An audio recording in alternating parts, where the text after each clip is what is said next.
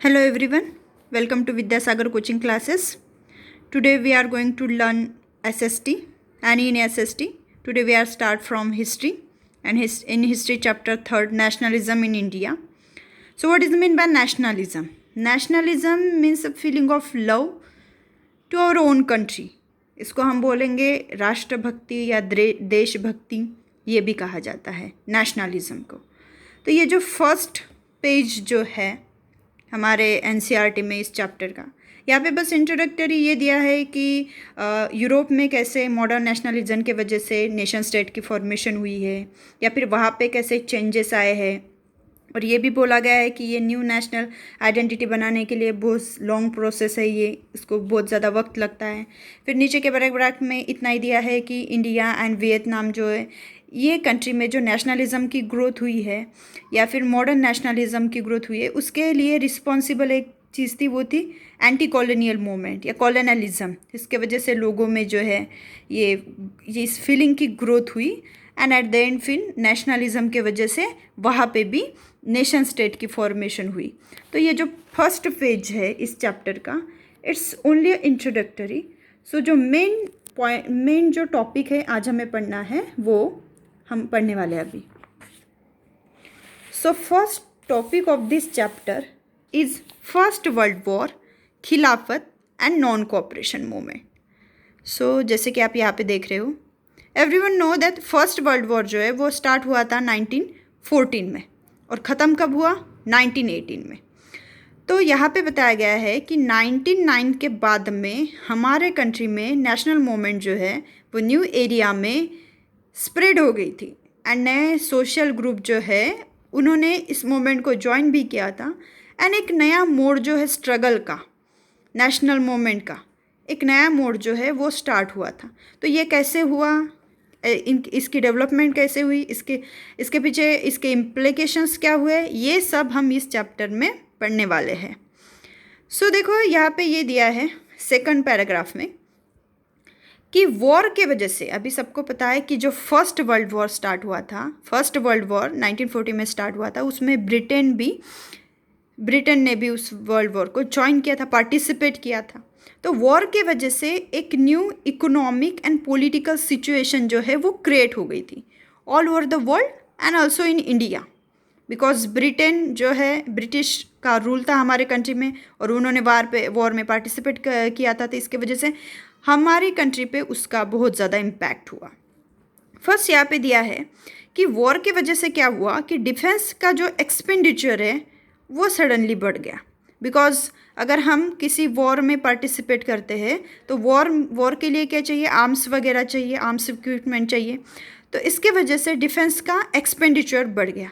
अब डिफेंस का एक्सपेंडिचर तो बढ़ गया लेकिन उसको फाइनेंस करने के लिए फिर नए नए जो है मोड्स अपनाए गए इनके ब्रिटिश ने.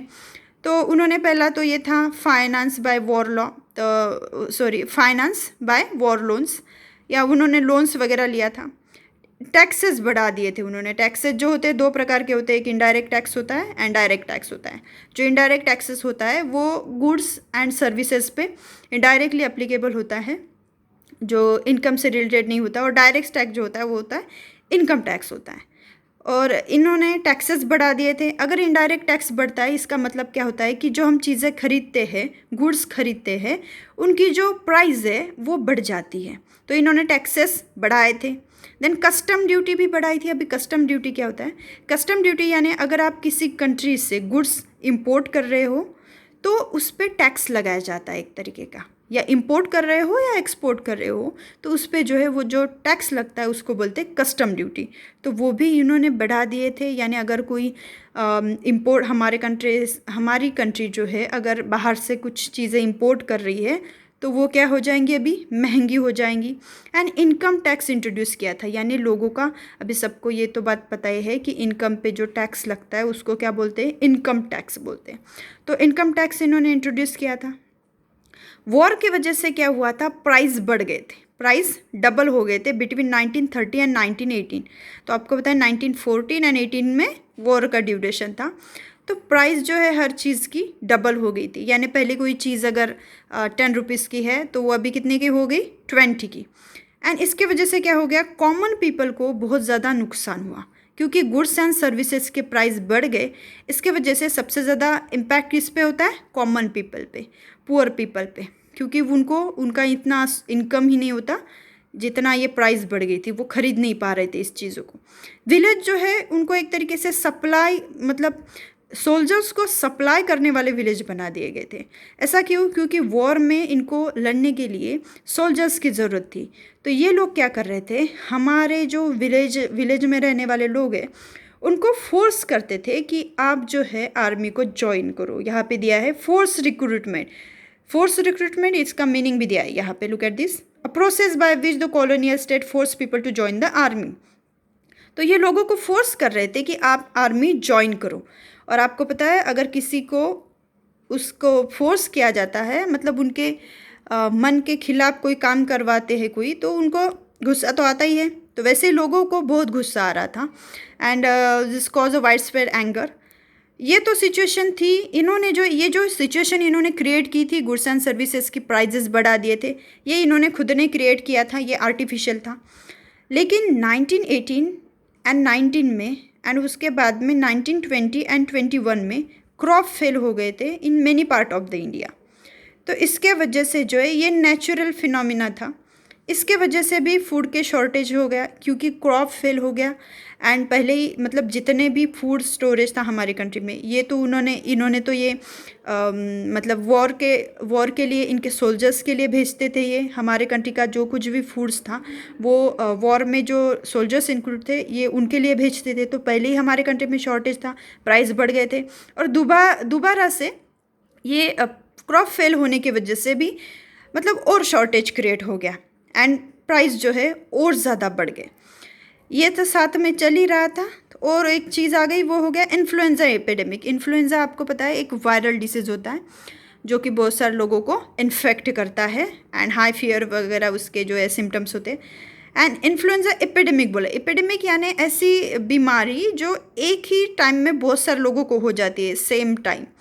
ओके, तो ये एक तरीके से वाइड स्प्रेड हो गया था।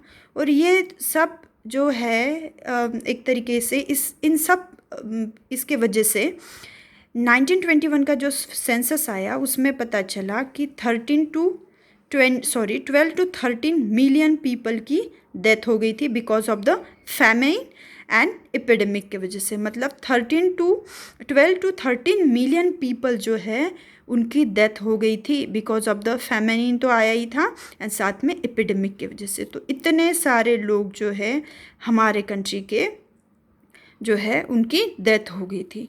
तो एक तरीके से ये ऐसी सिचुएशन क्रिएट हो गई थी कि हमारे कंट्री के जो उस टाइम में सोशल रिफॉर्मर थे उनको ये बात पूरी समझ में आ गई। बिकॉज नेचुरल फिनोमेना तो इट्स ओके, लेकिन इन्होंने जो फूड शॉर्टेज क्रिएट किया था बिकॉज ऑफ वॉर के वजह से, तो इन सब के वजह से हमारे कंट्री में लोगों की जान चली गई थी। एंड अभी लोगों को ऐसे लग रहा था कि ये जो वॉर है, ये वॉर ख़त्म हो जाने के बाद में सिचुएशन जो है वो नॉर्मल हो जाएंगी, लेकिन ऐसा कुछ भी नहीं हुआ क्योंकि इन लोगों ने हमें प्रोमिसेस किए थे कि वॉर के बाद में हम आपको ऐसा करेंगे। मतलब जो कुछ भी इन्होंने बोला था कि हम आपको डोमिनेंट स्टेटस वगैरह प्रोवाइड करेंगे, ऐसा कुछ भी नहीं हुआ। तो और इसी टाइम में जब ये सब चल रहा था उसी टाइम में नए नए लीडर जो है उभर के आए एंड उन्होंने नए नए मोड्स जो है स्ट्रगल के, नेशनल मूवमेंट स्ट्रगल के नए नए जो मोड्स है वो बताया, मतलब सजेस्ट किए। नए मोड यानी नया तरीका, स्ट्रगल करने का नया तरीका।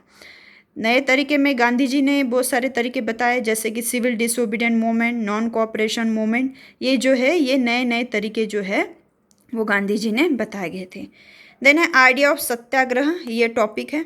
लेकिन आज के दिन हम इतना ही पढ़ेंगे। आपको ये याद रखना है कि फर्स्ट वर्ल्ड वॉर है उसके वजह से क्या हुआ था, हमारे कंट्री में economic and political crisis create हो गए थे एंड इसके वजह से बहुत सारे लोगों की जान चली गई थी एंड बहुत सारे मतलब यहाँ पे टैक्सेस वगैरह इंक्रीज़ हो गए थे एंड ये सब सिचुएशन ऐसी थी जिसके वजह से हमारे कंट्री के लोगों में बहुत ज़्यादा गुस्सा भर गया था एंड इसी के वजह से बाद में हमारे कंट्री में ये जो नेशनल मूवमेंट है after the first world war वो बहुत बड़े पैमाने पे स्प्रेड हो गई थी।